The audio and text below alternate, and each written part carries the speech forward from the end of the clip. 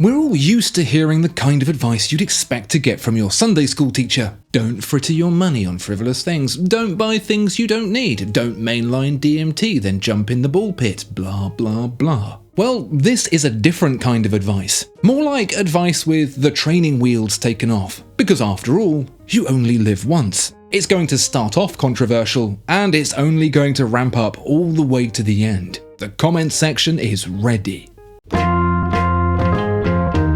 We're going to get a sweat on with these hot takes, so it makes sense to equip yourself with a sweater such as this lovely one I'm wearing here, and since purchasing one helps support me on the channel, you could say it would totally make me humbled and blessed. Thank you. I'm a big proponent of thorough scientific research. Not only does it prevent misinformation, it helps us make better, more productive decisions. It's a mainstay of reasoned thinking, and yet, for some reason, it's rarer than dog feathers. Perhaps God was running low on cognitive upgrades when he was dishing out abilities around 80 years ago. But buying a luxury watch isn't really a logical decision, is it? Wrong. When our ancestors were running around in loincloths, throwing pointy things at tigers, we developed a sense of satisfaction from status and achievement that stopped us lying around all day mindlessly doing nothing.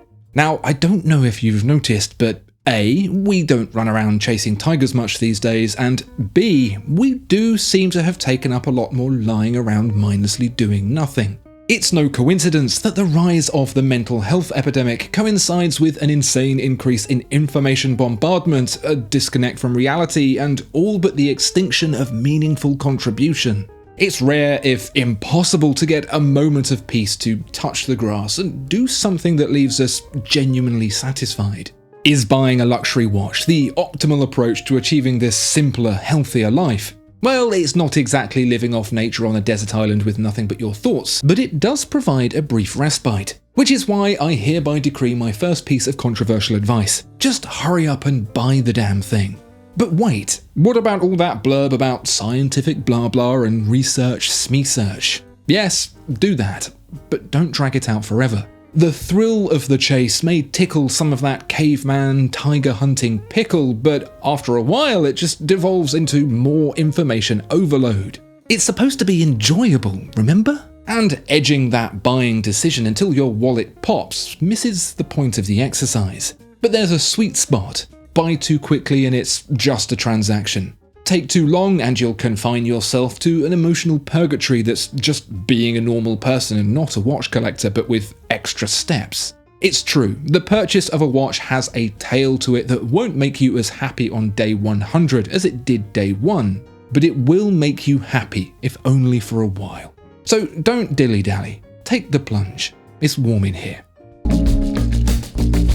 Opinions these days are actually a lot like testicles. They usually come in pairs. Once upon a time, back when nuance was a thing, it was possible to acknowledge that most debates usually centre in a grey area of mixed perception, with no rigid, definitive outcome either way. Now reason has gone the way of the living wage. A binary approach to decision making has determined that things are either great or terrible, with no possibility for anything else in between.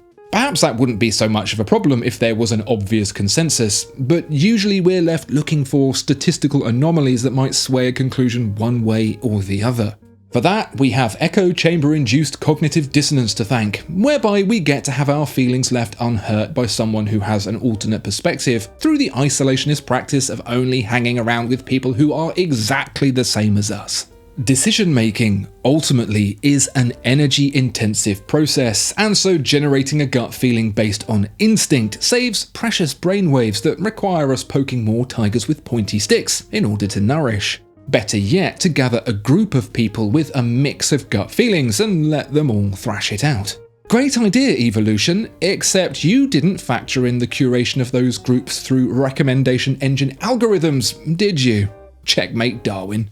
So when it comes to buying a watch, you're more than likely to find one of two opinions. It's the best thing since penicillin, or it's the worst thing since Alois and Clara decided to get it on. Emphasis number 2 on not letting internet perspectives dwell too long in the research phase. We've all done that thing where we read everything we can online about a product, only to go on a roller coaster of emotions that makes Mr. Bones' Wild Ride look like the teacups. You get this close to the add to basket button, and then you glimpse a Reddit thread not yet turned purple, where some little punk tells you his example of said product couldn't have been worse if it were made of literal lava. And that's it. Back to square one. Read everything again in the hope that the tally leans at least a little bit into the favourable. Well, I'm here to tell you that when it comes to luxury watches at least, there's no such thing as a bad one. Not really. Not unless you're being completely unreasonable and expecting a $10 AliExpress purchase to rival your mate's AP. What's possible for a few $100s these days is really quite remarkable, let alone what you can do with several thousand. So when the internet tells you a watch is outright awful, bear in mind what I've said. It could be poor value for money, controversially styled even, marketed short-sightedly perhaps, but outright crap. It's just not true. I see a lot of post-purchase justification going on online. I bought it for my son when he turns 21 and when I have a son. I bought it to mark my graduation as a grade 5 costumed entertainer with a specialism in harrowing childhood memories. I bought it to mark the 7th anniversary of getting my 3000 pocket spring mattress with lamb's wool topper. So many people looking to justify the purchase of something they really don't need. This kind of rationalization caters to a very special kind of guilt reserved only for anyone buying something priced in the upper percentiles of what's typically reasonable, and the British. Why do we feel guilty? If it's because your family will have to go without food and shelter for a bit, then that guilt is well earned. But even when everything else is more than alright, why do we still get a case of retail remorse? There's a number of reasons. One is that we're typically loss averse, such that handing over cash requires a significantly valuable return in exchange. A luxury watch doesn't provide that from a practical, rational sense, which can lead a recent acquisition to taunt your rationale. Another is a social defense mechanism, whereby you anticipate others in your circle of friends judging you for something they don't align with. And lastly, because your mother raised you to believe you were never good enough for anything. The justification that ensues is an affect heuristic, a reaction to emotion that attempts to close off that self-spiraling feedback loop. It was on sale, or it will last forever, are common justifications for this kind of decision. And I'm here to tell you that, yes, you will likely feel some kind of guilt, and yes, that's completely normal. Does it mean you've done the wrong thing? No, it means you should probably take a moment once in a while to acknowledge that you deserve not only to exist, but to be happy when you do.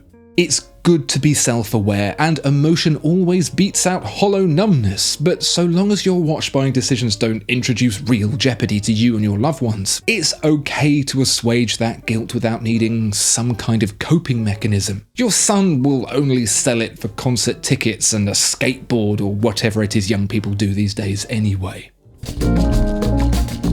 To continue the theme of rationalization, albeit in a slightly more logical direction, all too often I hear collectors. Actually, let's be real, I read what collectors have written online, since no one would actually say this stuff out loud in person to another human being, saying things like, I need a dive watch in my collection, or I need a field watch in my collection. No, you don't. You don't need any of this stuff.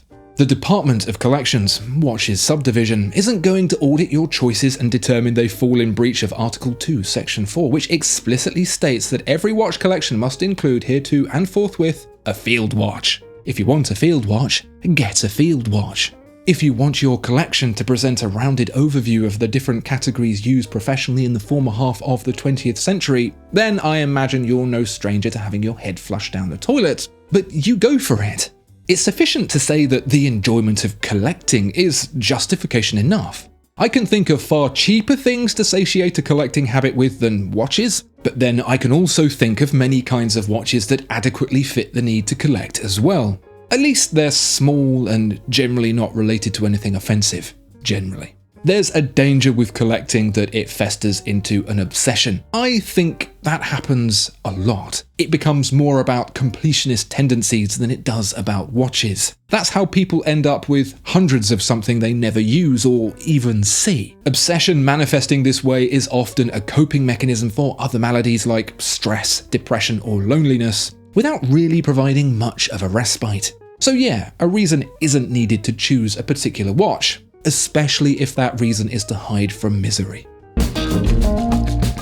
If you think this is controversial, you should see what goes down with my lovely Patreons who support me over on Patreon. It's like the last days of Rome in there. Don't believe me? Come join me via the link in the description below and find out for yourself. Last days of Rome, not a guarantee. I like the idea of buying what you want, not what you need. I mean, get what you need as well, like food and health insurance and whatever, but you don't need to stop there if you don't have to. If you have the opportunity not to live the unseasoned chicken equivalent of life, then thank your lucky stars and make the most of it. There's degrees to that, however, shades of grey between not a bean and having it all. So when it comes to making a purchasing decision for something that's definitely not a necessity, taking precautions to make it as sensible as possible is, well, sensible. So yes, buy what you want, but don't feel like you can't throw in some practical thinking while you're at it. If I just bought what I wanted, Charlotte would have to go without the things that she wanted, and while I've considered it, my sofa just isn't comfortable enough. So between the things I'm weighing up buying, I'll often think about resale. Yes, that's right. And it's fine. In an ideal world where boilers don't break at the exact same time the roof falls in and all 4 tyres spontaneously combust, it wouldn't even flash by as a passing sentiment. But we don't live in an ideal world, and that means considering the future depreciation of what you're buying as a decision-making factor is a solid way to go. I'm not saying buy the watch with the best residuals even if you don't like it. I'm suggesting that between 3 that all take your fancy, the one that'll cost the least in the long run is a valid tiebreaker. Heck, it may even sway you to spend a little more in the short term, knowing it's going to look after you better should you ever part ways. Think of it like a watch collecting prenup. Obviously, no future prediction of watch prices is a sure thing, but I think you get the picture. And it doesn't limit you only to high residual watch brands either, if you buy pre-owned. A watch that depreciates like a carbon fibre submarine with one careful owner can often hit that low point and very much stay put, like a carbon fibre submarine with one careful owner. It's one of the few rationalizations that's actually, well, rational. I once spoke to someone at a very prestigious watch brand about pre-owned watches, and in particular moving them on to make way for something new. The reply? Our customers don't sell their watches. Yeah, sure thing, buddy. And Kanye West is a level-headed human being with the self-awareness of an Asimov automaton. People totally sell their watches, since also people totally don't have infinite monies. I don't think there's anyone here tonight who would argue with that. Even people who don't sell their watches would agree that selling a watch isn't a controversial thing to do, unless your name is Francois Paul. Actually, slight caveat to that. Selling watches in principle isn't a bad thing, but it can be bad to sell some watches. There are watches I regret selling, not because they were deeply sentimental and because my dad's buddy hid it up his butt for 2 years, but because they're watches I realised I liked more than I knew, and now they're too pricey for me to pick up again.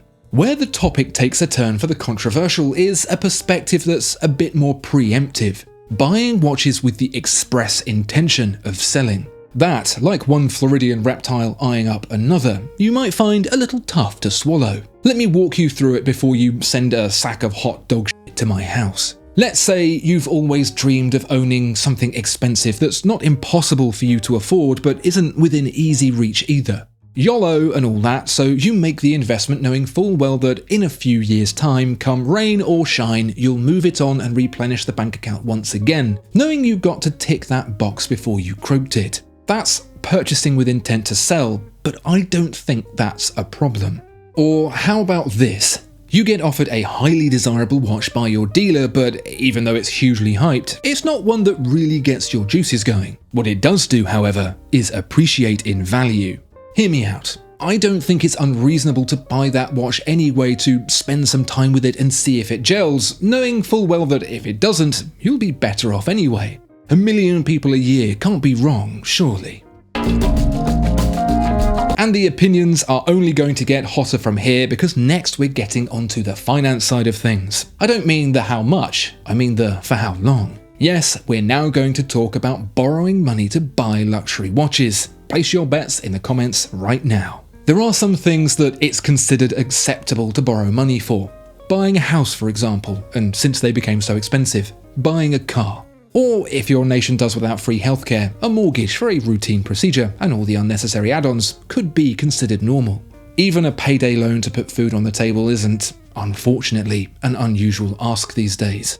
By stark contrast, having a bank let you borrow some dollar to put down on a brand new luxury watch is all kinds of irresponsible. If you can't afford it, you shouldn't buy it. And I agree with that, kind of, but not entirely. I think there are several circumstances where taking out finance to buy a watch makes complete sense, at least to someone with no financial experience whatsoever who you definitely shouldn't be taking financial advice from. The first is when the APR is a big fat zero. That means they give you the watch and you give them nothing in return, at least to start with. That also means the money you would have given them remains in your account to not only earn that juicy 1.5% rate of interest, but also just to be there as readily available cash, should it be needed. It's the ultimate in loss aversion proof purchasing. Just make sure to make those payments and clear off the debt before it's over, because oh boy will those post-term interest rates come crashing down on you like a sack of hot dog shit. Seriously, the finance companies often set the monthly payments so they don't fully clear the loan by the end of the term to catch you out, so watch out for that. The other finance scenario I'd not actively discourage is the use of a 0% credit card deal to make a purchase that's a complete no-brainer. Like if your AD calls you up to let you know a stainless steel Daytona's arrived, with your name on it no less, and you're not quite there yet with your savings, it doesn't make much sense to turn the watch down.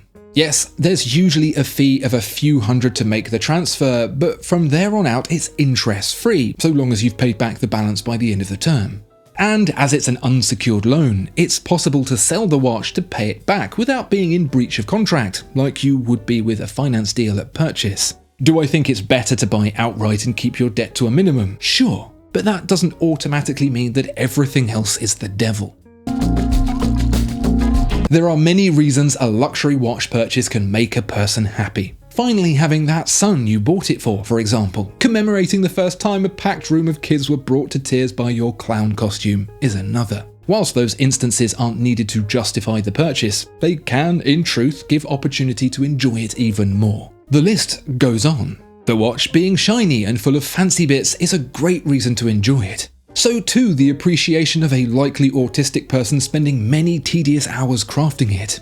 And even that when other people see it, they know you're doing well. That last one most likely doesn't sit right with you because it feels pretty vulgar. It's what psychologists call social signalling, but we all know it better as showing off, or in colloquial British tongue, being a flash git, and I think that's all right.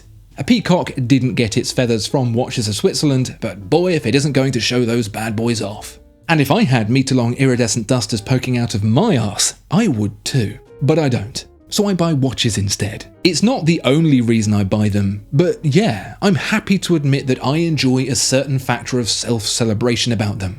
I did it. I achieved something. See mum, I'm not useless. Self-validation, self-esteem, whatever you want to call it, is getting a hard push at the moment because, well, in a world of 8 billion people, it's easy to feel like a single ant in a teeming colony. And sprucing yourself up a little for a bit of a pick-me-up can be a rewarding experience. When I was a child, it was the bronze swimming certificate. Now it's shiny wristwatches instead. It's okay to feel good about yourself.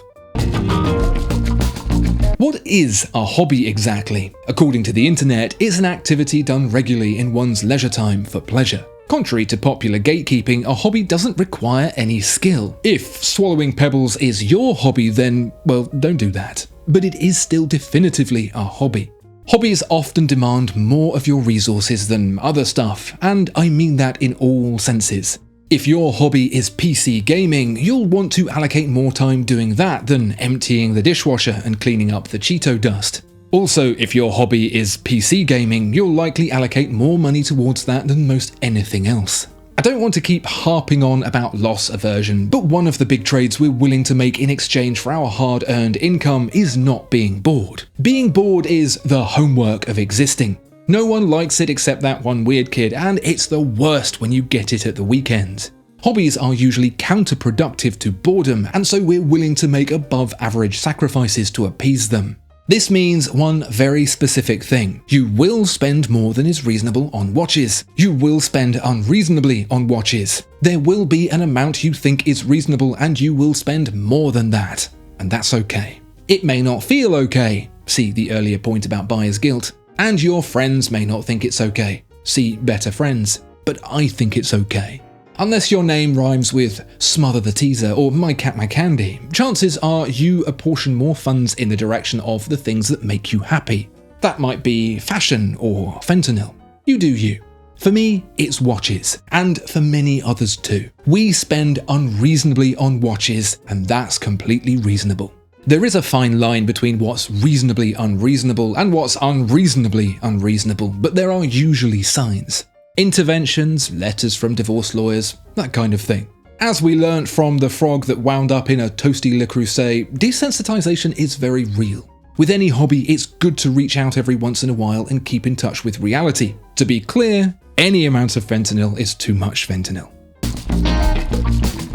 For my last and most controversial opinion of all, I want you to predict what I'm going to say down in the comments below. Please do be a dear and like and subscribe to the channel while you're there, if you don't mind. If you manage to guess correctly, then you are indeed truly enlightened, which means you will understand watches to be fickle, materialistic pleasures of the flesh, thus becoming a physical paradox and ceasing to exist. Pens down, please. I've spoken about the watch collector's journey before. Some say it starts with mainstream, veers into left field, and culminates with the obscure, but I don't think that's it. That's better suited to a discovery of Pink Floyd's back catalogue. Be careful with that wax, Eugene. My 3-step program to becoming broke through watches goes more like this. Rolex is cool. Rolex sucks. Rolex is cool again. Let me break it down a little, then add some spice to conclude. When you first start discovering that wristwatches don't begin and end with Apple and whatever that crap is at the local market, you quickly learn that Rolex is the best. Then you discover Patek Philippe, Vacheron Constantin, Audemars Piguet, and even Jaeger-LeCoultre. You learn about their histories and contribution to watchmaking and come to realize that they surpass Rolex in just about every way. And contrary to that, you learn that Rolex isn't actually as great as it first seemed. They're simple watches elevated with incredible marketing. That step 3 may include a deeper dive into the independents, Jean, then Acrivia, and perhaps even as far as Vianney Halter, which is all as presented earlier, albeit with one big difference. Somehow, immersion in these incredible creators leads to a realization that I am here to present to you today. Rolex is the best watch brand in the world. But how can it be if they're simple watches wrapped up in a big glossy marketing bow? Because sometimes the simplest things, although they look the easiest, are really actually very hard indeed. I won't go so far as to say that Rolex is the unsung hero of Swiss horology, because clearly people be singing like Pavarotti about it. But when it comes to the legacy of the mechanical wristwatch, Rolex dictated the way at every step. It wasn't always the first, but it was the best and most definitive. People find Rolex watches lost at the bottom of the ocean for decades, and they spring back to life on first wind. Even today, with the ability to manufacture components to the highest level across the board, Rolex still stands head and shoulders above the rest in things that barely even notice. Like accuracy. Most people have no idea whether their watch is a couple or a few seconds out, yet Rolex stands by it like Myra Hindley, no matter what. They've even recently created their own escapement. Why? Because Rolex. No sloppy high beat seconds for Rolex. So there you have it. I hope you're suitably outraged. Share that and your own hot takes down in the comments, and I'll see you next time, if you've forgiven me. Goodbye.